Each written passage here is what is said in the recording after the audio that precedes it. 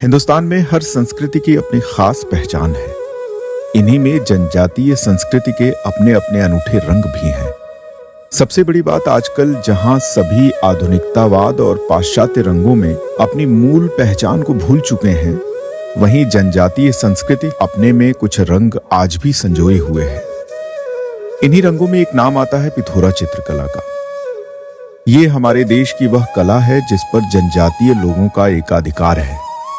हालांकि यह कला बहुत दुर्लभ ही दिखाई देती है, लेकिन कुछ कला प्रेमी होते हैं जो हमारी संस्कृति के रंग को खोने नहीं देते और प्रयास करते हैं हर व्यक्ति तक इसकी खुशबू पहुंचाने का।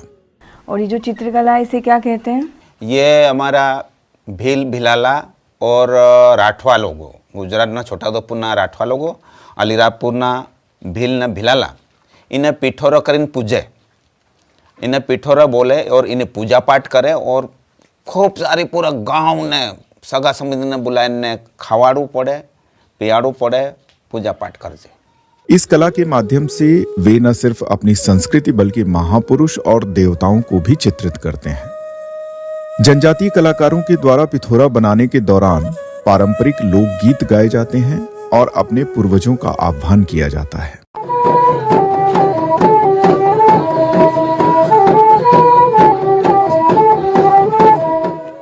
चित्रकला में गाय, हिरण, बैल, घोड़े, हाथी तथा पिथौरा और पिथौरी मां भी होती है। पूरी प्रकृति और दैनिक जीवन का चित्रण होने से चंद्रमा, सूर्य, बंदर, पशु, बैलगाड़ी आदि सभी इसमें होते हैं। इनामा पूरी जीवन व्यवस्था इनामा समायली से जंगल में प्रकृति में एक ताकतवर जानवर से इनसे डरू पड़े तो इन्हें पूजा पाठ करे, इन्हें मनाड़ो पड़े, समझाड़ो पड़े तो इन्हें आ रीते एक कुदरत ने पूजा पाठ करे। पिथौरा चित्रकला में जनजातीय जीवन, उनकी वेशभूषा, खान पान, रीति रिवाज, त्योहार, धार्मिक आस्था दृष्टिगोचर होती है। इस कला के कलाकार को लखाड़ा कहा जाता है।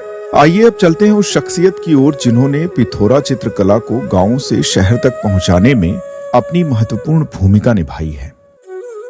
वे हैं एडिशनल एसपी सीमा अलावा। वर्तमान में सीमा जी खंडवा में पदस्थ हैं। उन्होंने शुरुआत से ही अपने आप से पहले अपने काम को प्राथमिकता दी है। जब वे अपने काम के सिलसिले में जनजातीय गांवों में भ्रमण कर रही थीं, तो उन्हें अलीराजपुर में दीवारों पर कुछ भित्ति चित्र दिखाई दिए जो एक अलौकिक और दैवी स्वरूप में दिखे। जब तक मेरी पोस्टिंग है ना अलीराजपुर और झाबुआ नहीं हुई थी, तब तक मुझे भी नहीं पता था पिथौरा आर्ट क्या है। इनके एक मर्डर केस में मुझे ऐसा जाना हुआ था देहात में। पुलिस का काम और पुलिस का इन्वेस्टिगेशन सेपरेट चीज़ है, लेकिन जब वॉल पे मैंने इसको देखा तो मुझे समझ ही नहीं आया कि क्या बना हुआ है ना। जानते नहीं थे क्योंकि इससे पहले कुछ काम ऐसा पड़ा नहीं और कभी ऐसा देखने सुनने में नहीं आया। जैसे मधुबनी आप सुन लेते हो, है ना, गोंडी आप सुन लेते हो, लेकिन ये वाला आर्ट कहीं अलीराजपुर झाबुआ से बाहर हमने कहीं नहीं सुना था। लेकिन जब अलीराजपुर गई, फिर थोड़ा सा उसका इन्वेस्टिगेशन किया, थोड़ा सा हमने इसको पूछा क्या है, तब मालूम पड़ा कि इसको पिथौरा आर्ट बोलते हैं। यहाँ के ट्राइबल्स इसको वॉल पर बना के इसकी पूजा वूजा करते हैं। फिर थोड़ा सा ये कोशिश की हमने कि थोड़ा सा समझें इसको, तो आर्टिस्ट ढूंढने में हमको टाइम लग गया। फिर आर्टिस्ट ढूंढे, थोड़ा सा पूछा क्यों बनाते हैं, ऐसा तो नहीं कि हम इसको बनाएं तो कोई दिक्कत हो जाए। फिर वो लोग नेचुरल कलर्स पे बनाते थे, इस टाइप के क्वेश्चंस होते रहे और ये चीज़ समझ में आया कि इस पिथौरा आर्ट को कोई नहीं जानता। फिर लगा कि यार ये एक चीज़ ऐसी है जिसको बाहर के लोगों को भी जानना चाहिए। ये सिर्फ ट्राइबल का ही एक एकाधिकार ना हो इसके ऊपर, बाकी लोग सब इसको जाने समझे। इसी पर्पज़ से फिर इसको सीखा और इसको फिर बनाया। और कम से कम जो बाहर के जो अधिकारी आके ड्यूटी कर लेते हैं और है ना चले जाते हैं, कम से कम अलीराजपुर में आए तो अंदर ऑफिस में घुसते से ही उनको कम से कम एक कल्चर मालूम पड़ जाए झाबुआ अलीराजपुर का। इस पर्पज़ से फिर हमने पिथौरा को पिक किया। जब किसी नए काम को परफेक्शन के साथ करने की चाहत होती है तो समय तो लगता ही है। सीमा जी को भी पिथौरा सीखने में समय लगा, लेकिन उन्होंने न सिर्फ उस कला को सीखा बल्कि उसे जीवंत भी किया। तो हमारा काम थोड़ा सा है ना 24 आवर्स का है और हम लोग थोड़ा सा बिजी भी रहते हैं, लेकिन महीने में हमारे पास पूरे 30 दिन बिजी नहीं होता।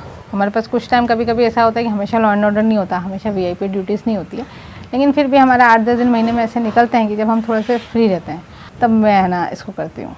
उन्होंने इस कला को आज भी कई शहरों और जनमानस तक पहुंचा दिया है। इवन मैं अभी अपने इंडक्शन कोर्स के लिए मैं ना यूके भी गई थी। वहाँ एक लेस्टर में एक होटल था, वहाँ काफ़ी पेंटिंग्स लगी हुई थी, लेकिन मेरा मन था कि यार यहाँ अपन आए तो एक पिथौरा ले आनी थी। जब इच्छा शक्ति हो जाती है तो कुछ ना कुछ हो जाता है। तो जिनका होटल था उनका यहाँ इंदौर NRI सम्मेलन में उनका आना हुआ, फिर बातचीत हुई, फिर ना मैंने उनको कहा, बोले मैडम आप बिल्कुल रोल बना के दे दो, हम अपने यहाँ लगाएंगे। तो फिर उनको मैंने अपनी गोंडी आर्ट और पिथौरा आर्ट दोनों आर्ट के कुछ पीसेस भेजे थे जो उनके होटल्स में लगे।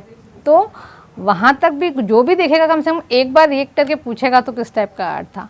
पिथौरा इस लेवल पे आ जाए कि पिथौरा बोलते से आदमी को सोचना नहीं पड़े, उसको समझ में आ जाएगा कि किस टाइप की पेंटिंग्स हैं। पिछले कई वर्षों से सीमा जी न सिर्फ पिथौरा बना रही हैं, बल्कि नई पीढ़ी को वे इस विधा से जोड़ भी रही हैं। उनके द्वारा पिथौरा के प्रचार के लिए कई बार कार्यशालाएं भी आयोजित की जाती रही हैं, जिसमें पिथौरा और गोंडी पेंटिंग सिखाने का प्रयास किया जाता है। खास बात यह नजर आई कि इन कार्यशालाओं के परिणाम स्वरूप अलीराजपुर जिले के पुलिस कंट्रोल रूम, कलेक्ट्रेट, जिला पंचायत आदि जगहों पर इनके द्वारा बनाई गई पिथौरा चित्रकला शोभा बढ़ा रही है। तो एक ऐसा मेरा मन भी था कि एक बार वर्ल्ड की सबसे बड़ी पिथौरा बनाऊं, है ना। इच्छा शक्ति जरूर है, अब देखो कब फुलफिल होगी।